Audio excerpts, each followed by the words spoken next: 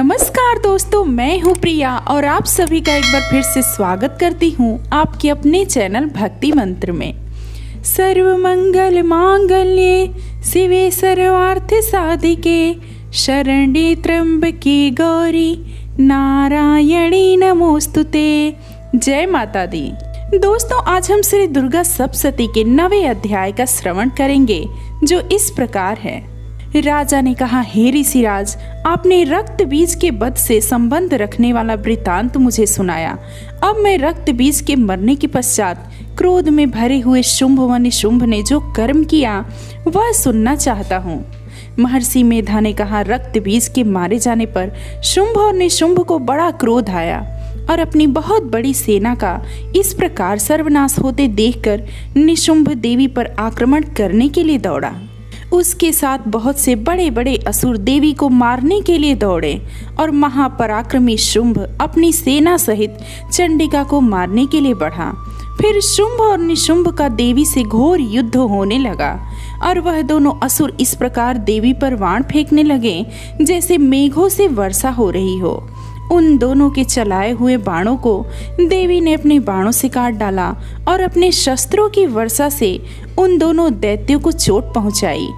निशुंभ ने तीक्ष्ण तलवार और चमकती हुई ढाल लेकर देवी के सिंह पर आक्रमण किया। अपने वाहन को चोट पहुंचा देखकर देवी ने अपने क्षुप्रभ नामक बाण से निशुंभ की तलवार व ढाल दोनों को ही काट डाला। तलवार और ढाल कट जाने पर निशुंभ ने देवी पर शक्ति से प्रहार किया। देवी ने अपने चक्र से उसके 2 टुकड़े कर दिए। फिर क्या था, दैत्य मारे क्रोध के जल भून गया और उसने देवी को मारने के लिए उसकी ओर शूल फेंका, किंतु देवी ने अपने मुक्की के प्रहार से उसको चूर चूर कर डाला। फिर उसने देवी पर गदा से प्रहार किया। देवी ने त्रिशूल से गदा को भस्म कर डाला। इसके पश्चात वह फरसा हाथ में लेकर देवी की ओर लपका। देवी ने अपने तीखे बाणों से उसे धरती पर सुला दिया। अपने पराक्रमी भाई निशुंभ के इस प्रकार से मरने पर शुंभ क्रोध में भरकर देवी को मारने के लिए दौड़ा। वह रथ में बैठा हुआ उत्तम आयुधों से सुशोभित अपनी 8 बड़ी बड़ी भुजाओं से सारे आकाश को ढके हुए था। शुंभ को आते देखकर देवी ने अपना शंख बजाया और धनुष की टंकोर का भी अत्यंत दुस्सह शब्द किया। साथ ही अपने घंटे के शब्द से, जो कि संपूर्ण दैत्य सेना की तेज को नष्ट करने वाला था, संपूर्ण दिशाओं में व्याप्त कर दिया। इसके पश्चात देवी के सिंह ने भी अपनी दहाड़ से, जिसे सुन बड़े बड़े बलवानों का मत चूर हो जाता था, आकाश, पृथ्वी और 10 दिशाओं को पूरित कर दिया। फिर आकाश में उछलकर काली ने अपने दांतों तथा हाथों को पृथ्वी पर पटका। उसके ऐसा करने से ऐसा शब्द हुआ जिससे कि उससे पहले के सारे शब्द शांत हो गए। इसके पश्चात शिवदूती ने असुरों के लिए भय उत्पन्न करने वाला अट्टहास किया, जिसे सुनकर दैत्य थर्रा उठे और शुंभ को बड़ा क्रोध आया। फिर अंबिका ने उसे, अरे दुष्ट, खड़ा रह कहा तो आकाश से सभी देवता जय हो बोल उठे। शुंभ ने वहां आकर ज्वालाओं से युक्त एक अत्यंत भयंकर शक्ति छोड़ी, जिसे आते देखकर देवी ने अपनी महोलका नामक शक्ति से काट डाला। हे राजन, फिर शुंभ के सिंहनाद से तीनों लोक व्याप्त हो गया और उसकी प्रतिध्वनि से ऐसा घोर शब्द हुआ जिसने इससे पहले के शब्द को जीत लिया। शुंभ के छोड़े बाणों को देवी ने और देवी के छोड़े बाणों को शुंभ ने अपने बाणों से काट सैकड़ों और हजारों टुकड़ों में परिवर्तित कर दिया। इसके पश्चात जब चंडिका ने क्रोध में भरकर शुंभ को त्रिशूल से मारा तो वह मूर्छित होकर पृथ्वी पर गिर पड़ा। जब उसकी मूर्छा दूर हुई तो वह धनुष लेकर आया और अपने बाणों से उसने देवी काली तथा सिंह को घायल कर दिया।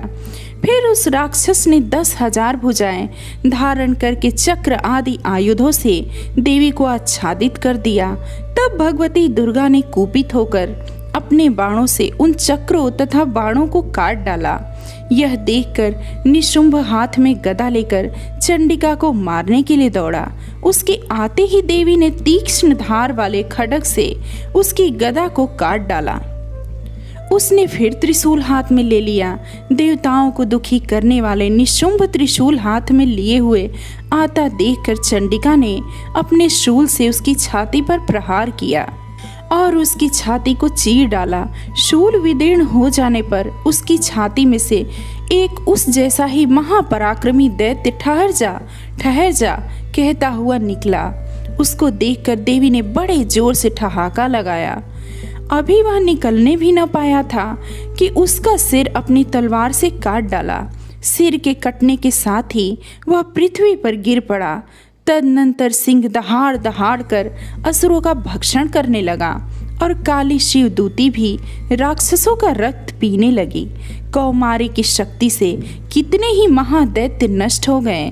ब्रह्मा जी के कमंडल के जल से कितने ही असुर समाप्त हो गए। कई दैत्य माहेश्वरी के त्रिशूल से विदीर्ण होकर पृथ्वी पर गिर पड़े और बाराही के प्रहारों से छिन्न भिन्न होकर धराशायी हो गए। वैष्णवी ने भी अपने चक्र से बड़े बड़े महापराक्रमियों को नष्ट करके उन्हें यमलोक भेज दिया और इंद्री से कितने ही महाबली राक्षस टुकड़े टुकड़े हो गए। कई दैत्य मारे गए, कई भाग गए, कितने ही काली शिवदूती और सिंह ने भक्षण कर लिए। तो दोस्तों, इस प्रकार से श्री दुर्गा सप्तशती का 9वां अध्याय भी संपूर्ण हुआ। आगे की कथा हम श्री दुर्गा सप्तशती के अगले अध्याय में जानेंगे। तब तक के लिए जय माता दी।